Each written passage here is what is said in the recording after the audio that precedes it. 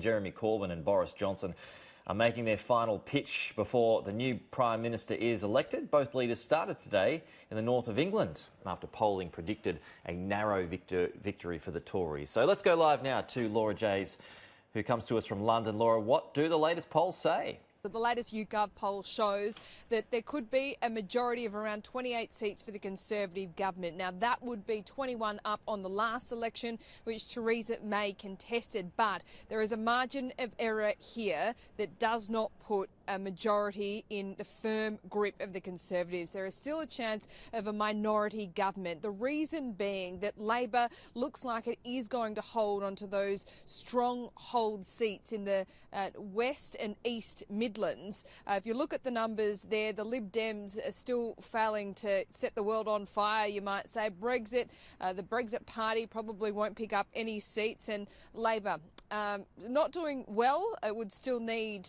to cobble together a number of parties to form government, but the likely scenario is either a Conservative majority or minority at this stage. Now, Team Boris would be pretty happy with this, because perhaps it does scare some of those complacent voters into getting out tomorrow in less than 12 hours' time and casting their ballot, no matter the weather.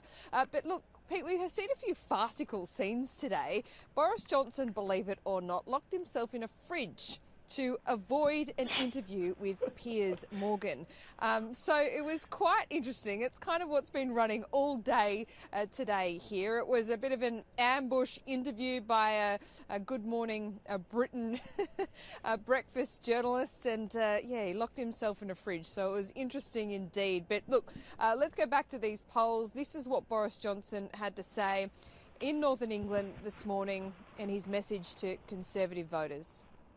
This could not be more critical, it could not be tighter.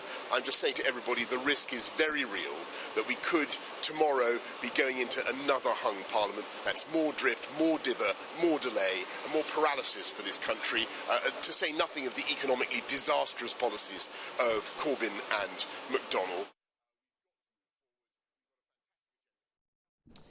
So there you go. His message is now sharpening when it comes to Brexit, and I've got to say that has been happening all week, and he needs to keep it on message, on that Brexit message. A lot of Leavers v Remainers in those red and blue seats. It will really come down to that. The NHS, as you know, Pete, has also been a big issue here. Labor has been banging on about that, hoping it does get those impassioned voters out to vote for them.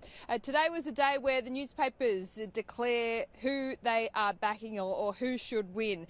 No surprises, really. The Sun and the Daily Mirror backing in Boris Johnson very strongly, saying don't risk the other guy, don't risk a minority government. And, you know, the message there, as you can see, Boris ticks all the boxes.